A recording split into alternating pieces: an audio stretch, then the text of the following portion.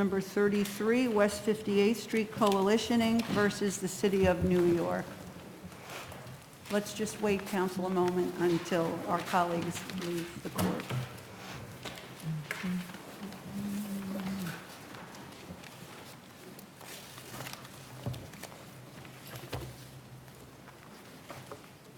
Good afternoon, counsel. Good afternoon. May it please the court, Barbara Graves Poller from Municipal Appellants. I would like to reserve 3 minutes for rebuttal, please. 3 minutes? Yes, Your Honor.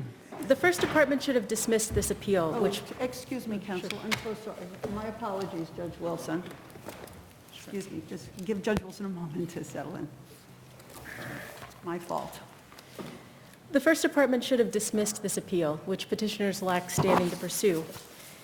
And the court was wrong to remand this case for a hearing that is inconsistent with the concept of rational basis review. Now, turning to the first issue of standing, petitioners do not attempt to identify a single building code provision where they can satisfy the zone of interest test. In fact, it's not even clear what specific government action they challenge here. Well, if they have a member that shares a wall with the proposed shelter, why isn't that clearly someone who would have standing? If petitioners' claims centered on building code provision that, for example, outlines specific materials used to create that wall or reinforce that wall, or if DOB had made some decision-making with regard to that wall, then we'd be having a different zone of interest discussion.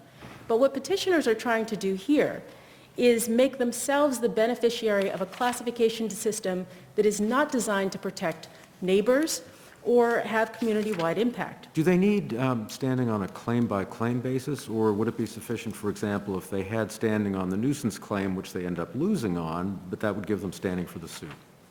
Well, here the question is whether there is a specific government action that they're challenging and whether or not they fall within that specific provision under which the DOB acted. That's what this court explained in MHLS versus Daniels. But here, instead of, they've pivoted away from the temporary certificate of occupancy. And indeed, their petition does not contain a single allegation that goes squarely to the temporary conditions that DOB authorized. Now, even though the First Department firmly rooted its decision in the TCO, petitioners have stepped back from that here. But instead, what they have focused on is the general concept of transient versus permanent building classification. And that is a system that exists to protect future residents. And we know this because if you stay in a hotel for a night or a handful of nights, we all see that map on the back, which is for transient use for the occupant. Isn't their argument a little more general than that? Aren't they, essentially I think what their argument goes to is whether there has been a change in use or occupancy that requires more stringent safety, compliance with more stringent safety measures than exist in the building. And why doesn't that affect, again, at least let's use, I think the easiest example is the person that shares a wall. So it is a general safety provision, and I don't understand why that's not enough here. It's not the type of safety provision that is intended to have an impact on neighbors. It is the type of safety provision, and again, I should actually step back because it's not a specific provision. There is a classification determination that either has one set of requirements that apply or another set of requirements. But those requirements do not benefit the neighbors. Well, where does it say that it has to be a specific provision? I thought it was the statutory, that it fell within the zone of interest in which the statute was meant to address. So, we refer to a statute in different ways. We refer to a statute sometimes as this particular provision, and sometimes we refer to a statute as a title in a larger statute. Or so, where does it say that it's as particularized as you are arguing it is? Well, it's not simply what we're arguing it is. It's the question of what DOB did that they're actually challenging. But ultimately, I think it's since they have not identified a concrete action, we're required to look at who is supposed to benefit from the classification system that is at the core of their challenge. And it is not community members at large. And beyond that. Yeah, but here we're not talking exclusively about community members at large, and isn't really, I know that you're open with the standing argument, but isn't really the issue for us whether or not there was a rational basis for this decision, assuming standing for a second. Let's just assume it for a second. Is there a rational basis for this decision? Is it grandfathered in, and is it under the right category? And if there is a rational basis for the decision, then ultimately, is the look back that the appellate division ordered on the fire safety provisions, is that necessary or not? Isn't that where we should be headed here, and not on standing? Because say that somebody's got sharing a wall with them and saying that's not within their zone of interest, I think is really a difficult stretch. Well, I will get to the core of the remand in just one second, but let me explain why we do think standing is important. Go ahead. Because endorsing the view of standing that petitioners have argued here means that any neighbor, regardless of what the specific act or decision the DOB takes, any neighbor can challenge internal building features that have no direct impact on their property. And they can even do it when what we're talking about are features that have remained in place for a century. And they can do it when there is absolutely not a shred of evidence that this use has changed. This building is actually right now unoccupied. So petitioners are actually speculating that somehow future use will be transient and inconsistent with what DOB authorized. Well, isn't that a different aspect, though, of injury? You're right, Your Honor. It is a different aspect, but these two go together. So number one, they don't fall within the zone of interest. Number two, their entire premise is based on the idea of some sort of use that will be inconsistent with what DOB authorized. And so this That's not the way I understand it. The way I understand their premises is that this building was being put in the wrong use category, and as a result, the renovations that are being proposed are not grandfathered in and not allowable here. That's the way I understand the argument there. That's why I'm trying to move you off of standing. We understand the argument, but you only have so much time, and I'd really like to get to the knottier question. Sure. I just want to clarify one factual point. Sure. Go There ahead. were alterations performed on the first floor of this building, not in line with any prior codes, but with the current code. I thought it Those are was the only- floors 1 through 4 where the alterations were going to take place, and then 5 through 9 they weren't. No, Your Honor. The only Okay. alterations occurred on the first floor. Those were Occurred, I understand, but the plan was to do 1 through 4, right? No, only the first floor required a work permit from the Department of Buildings. That work permit was issued only with respect to the first floor. They were completed. The temporary certificate of occupancy covers the first 4 floors, and that is what DOB authorized to be used.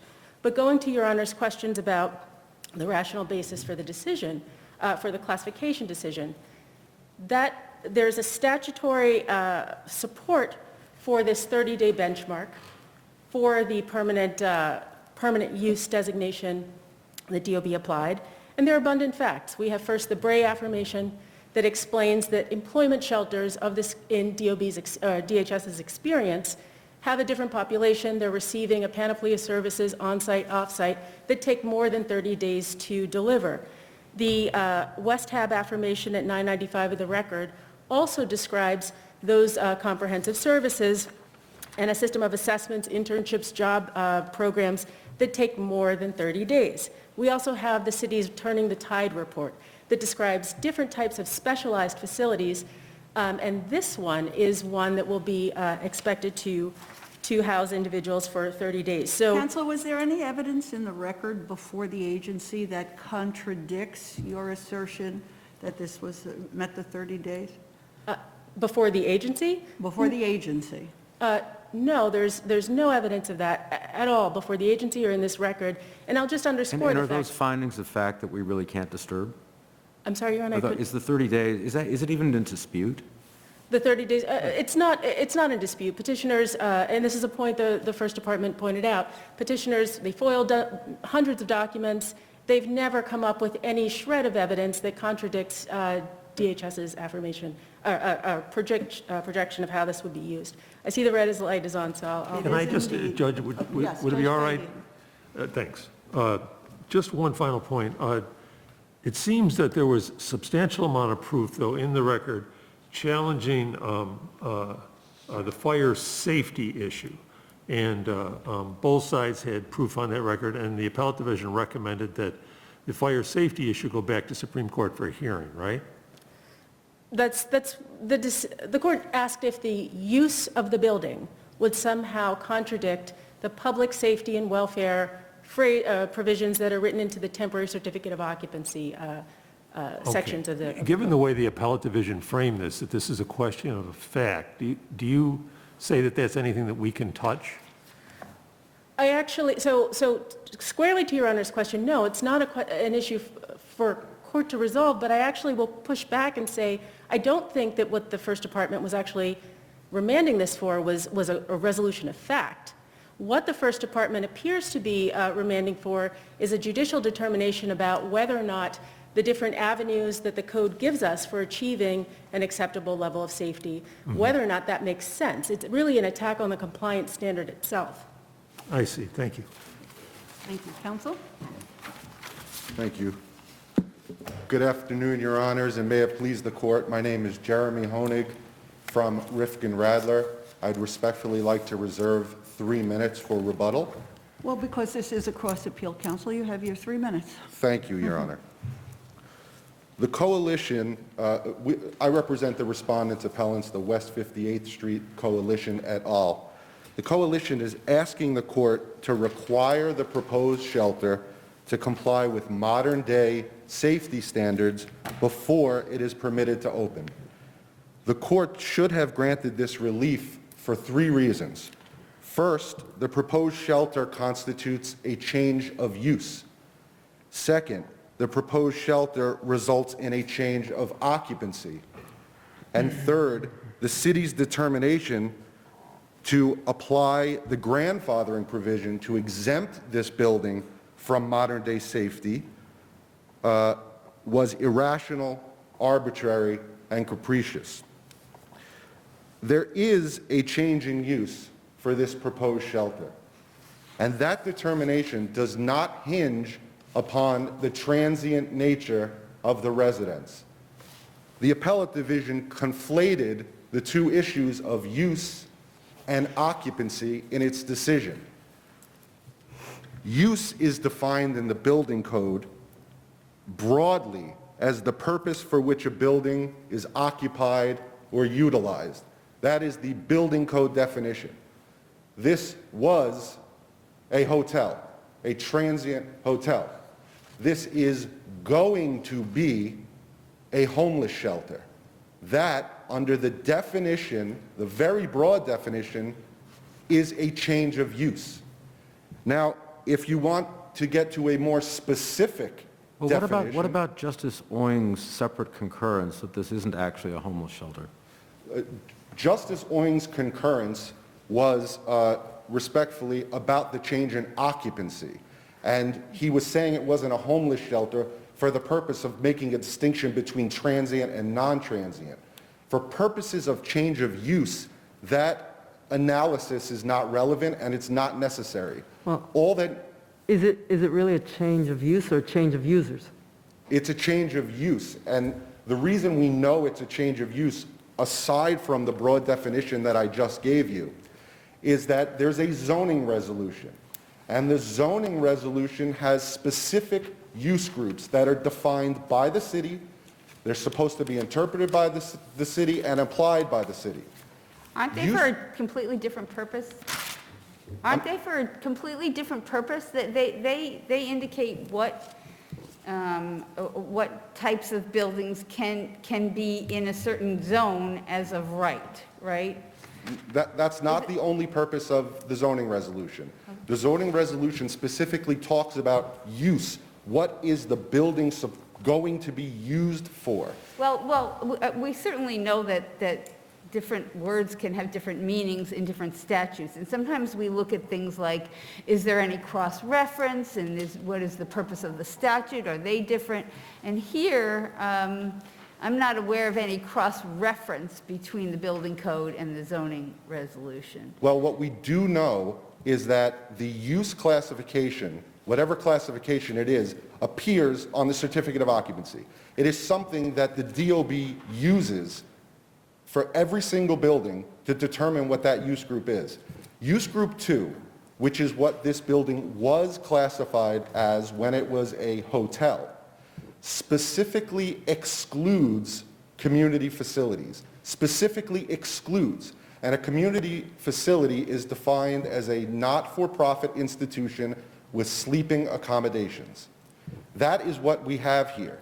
It is that, and that community facility falls under use group 3. So because we are going from use group 2 to use group 3, that is a change of use. That determination is entitled to no deference. That is strictly a statutory interpretation and analysis. There's no decision has to be made about the transient nature of the residence. It's only how is this building going to be used and what use group does it fall under. If it falls under a different use group than it was before, then the grandfathering provision is inapplicable and the building must meet modern-day safety codes. On the issue of occupancy, which it won't be necessary to reach if the court agrees on that there was a change of use, but assuming the court does not agree that it was a change of use, now we move to a change of occupancy, which independently would require the building to comply with modern-day safety codes. The determination that the appellate division made and that the lower court made was that the city's determination that this is an R2 group was rational. The problem here is that there is no support for that, and in fact, the record shows that it's the opposite. The exact same type of homeless shelter that we have here, which is known as a rapid rehousing center, that's the name of it, has been classified as R1 previously. There is no explanation by the city why there's a difference between this rapid rehousing center and the other rapid rehousing shelter. I thought they said that there were some that had been previously categorized as R1, and when they have a change in use, they don't make them go to a lesser standard. That was one of the things they said in an attorney argument. That was not something they showed through either data or specifically identifying a facility where this happened. What the city has done is they've made a distinction between your traditional homeless shelters and your rapid rehousing shelters. That's fine. But where's the distinction between the exact same type of shelters? Why is there no explanation about how one could possibly be R1 while the other is R2? This was part of a predetermined outcome. The city knew that if there was a change from R2, which it was before, to R1, it would have to meet modern safety codes. So this was classified as R2 so that it would not have to do so. I see that my time is expiring. I know I have time on rebuttal. May I make one further You may, point? sir. You may, Okay, sir. and I'll address this point further on rebuttal. It's the safety provision in the grandfathering provision of the code.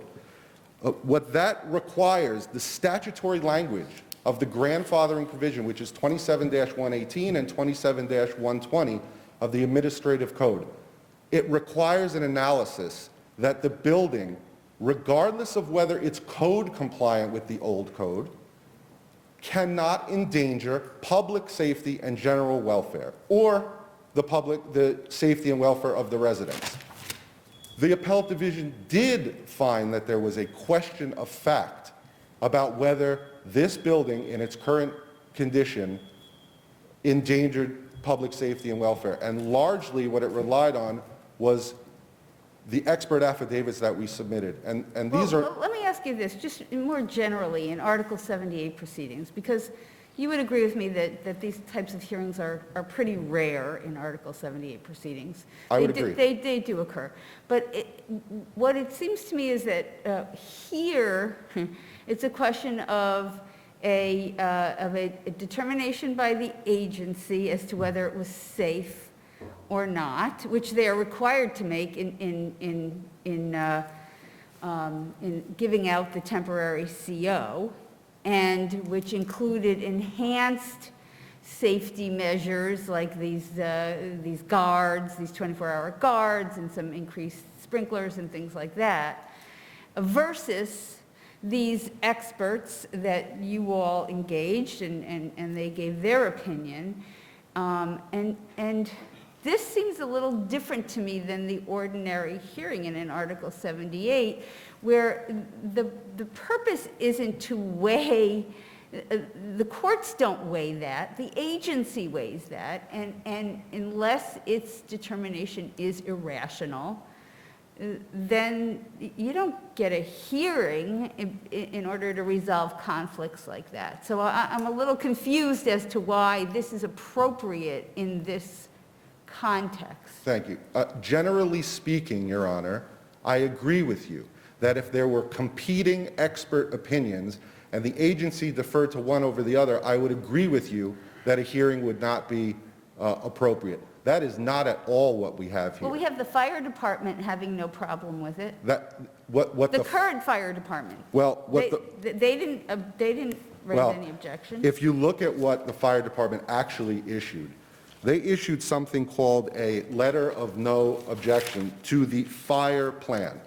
Now, what do we know about that letter of no objection? It's A117 of the record. It first of all lists the occupancy classification as R1. That's the first thing that should be noted. Secondly, it says on the letter, this letter, however, does not waive the requirements of other agencies having jurisdiction. All it is a cursory review of a plan. It doesn't look at, it looks at certain aspects of the plan. It doesn't look at means of egress or some of the other, or dead-end corridors.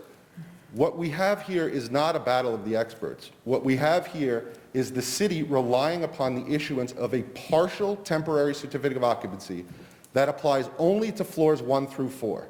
We do not know whether there was any analysis of the overall safety of the building. We have no idea whether anybody analyzed the means of egress, dead-end corridors, things of that nature. What should be noted here, Your Honors, is that we've been litigating for years. We have a relatively large record here. You will not find one single person who's willing to go on the record and swear in an affidavit from the city that this building is actually safe. Nobody says, hey, wait a second. No expert says, hey, wait a second. Here's why having one means of egress that's too narrow is okay here. What they argue is, well, we issued a temporary certificate of occupancy, and it technically complies with the older code, so it's fine. The appellate division correctly saw through that and said, the TCO is not a substitute for the actual safety analysis that you were supposed to do under the grandfathering provision. What it is it simply creates a rebuttable presumption, and they've clearly rebutted that presumption. If the appellate division made any mistake, or the lower court made any mistake, it was not granting us summary judgment on that issue, because we have affidavits saying it's actually dangerous, and there are no competing affidavits saying that it's not. Thank you, counsel. Counsel? First, Your Honors, I'd like to correct a couple of statements first about what use and occupancy means in the building code, and then a statement fact that my colleague has made. First, the building code is clear when it talks about what it means in terms of use. When the building code talks about use and occupancy, it's talking about use and occupancy of buildings and structures. And I think petitioners miss the import of that, because they distinguish between use and occupancy in a way that doesn't recognize that something like a tent is a structure that may be used but not occupied. But a building like this one is one where the use and occupancy analysis is overlapping. The second point of correction goes to a point in the record itself.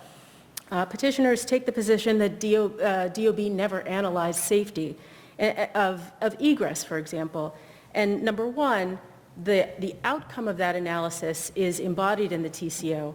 But I would also point your honors to page 588 of the record, because at the time that the building owner submitted the alteration provision in conjunction with that the work permit, DOB analyzed what the egress requirements were under the multiple dwelling law. And the multiple dwelling law isn't some old code. The current code at 310.1 tells us that buildings of this type shall be covered by the multiple dwelling law, and this court has recognized that in Mullen v. Zobey.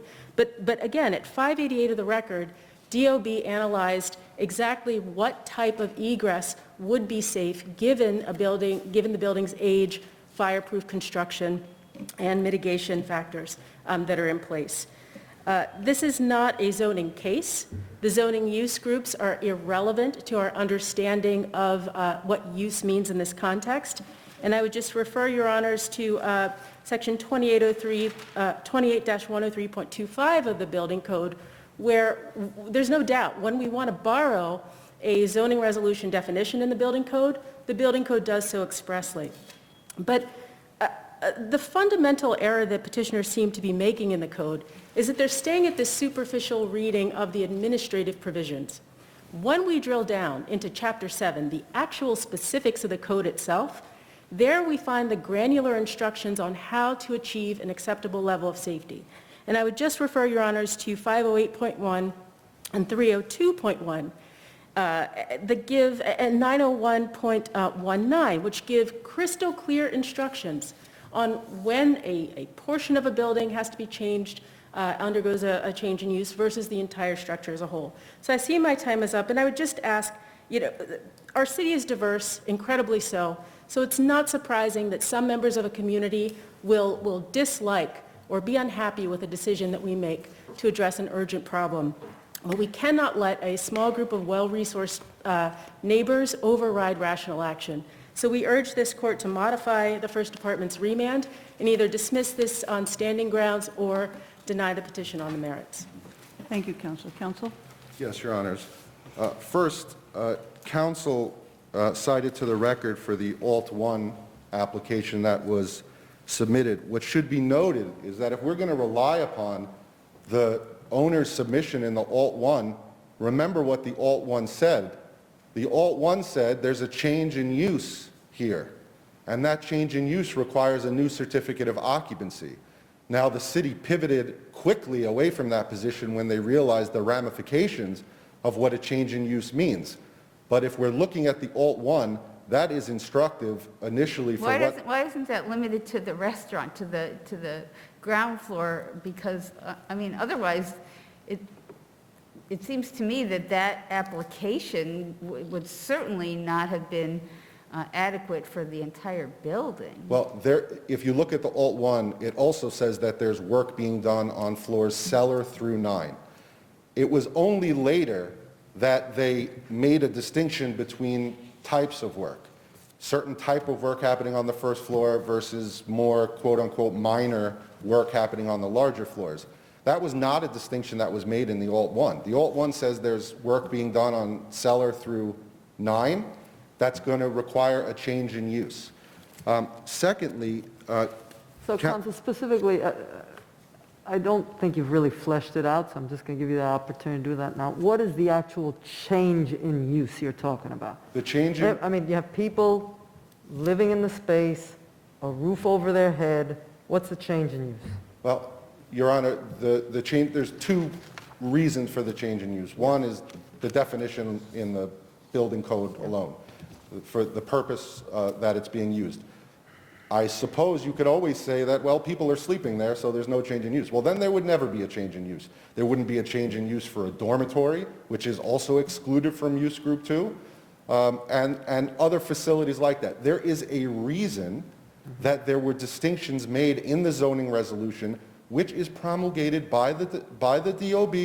The decided by the DOB. I understand that they're trying to distance themselves from that now, but that is the distinctions that were made, and there's a reason those distinctions were made. So if use group 2, which we all agree the building was, excludes community facilities, and a community facility is a nonprofit institution with sleeping accommodations, then a homeless shelter cannot be in use group 2. This isn't there's no discretion involved in this. Just look at the zoning resolution. It can't be in there. So there's a change in use, so it has to comply with the new code. Council also references the multiple dwelling law.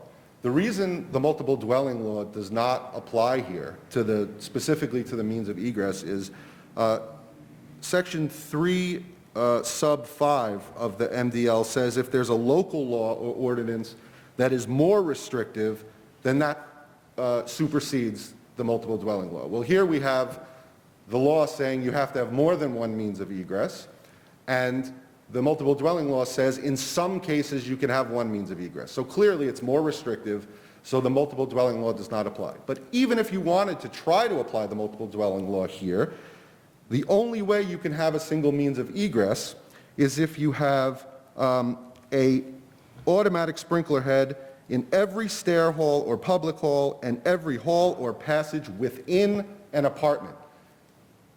There are no sprinklers within these apartments.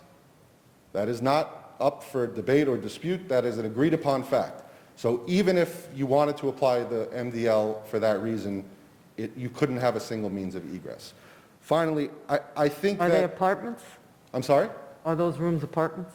Yes, apartments are, yes, under the definitions. I don't think there's any dispute that we've all been operating under the definition as an apartment, whether it's a homeless Okay. shelter or something else.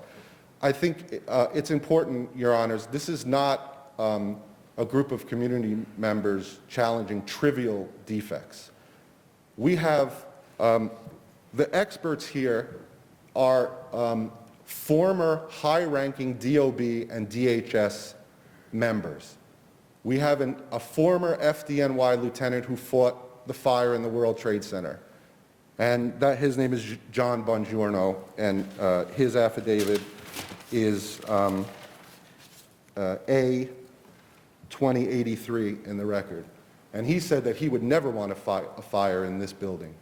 You have one means of egress that's too narrow. In that staircase... What are the buildings he would want to fire in?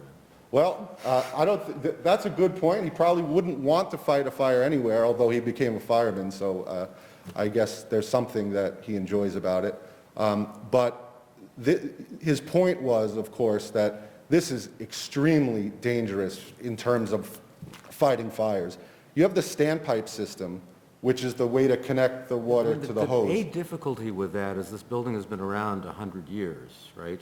And it's had a lot of people who lived there in and out, and nothing much has happened. Your Honor, thankfully, you're right, but I'd say you could say that about any building where there has been a catastrophe. Before it happens, there's no problem, but we know about it now. And despite the fact that counsel tries to impute some kind of NIMBY argument, the record tells a different story. My client, the affidavit in A2048, my client Suzanne Silverstein, my clients found another building 4 blocks away that was used as a drug rehab facility.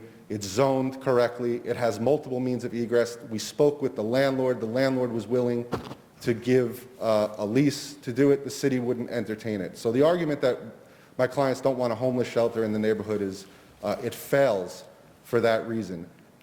But even if it didn't, that's not a reason to put homeless people in a dangerous building. What we're asking for is to hold the city accountable. Somebody has to be able to look at their decisions and make sure that this building is safe before people can move in. Thank you, Thank counsel. you, Your Honor.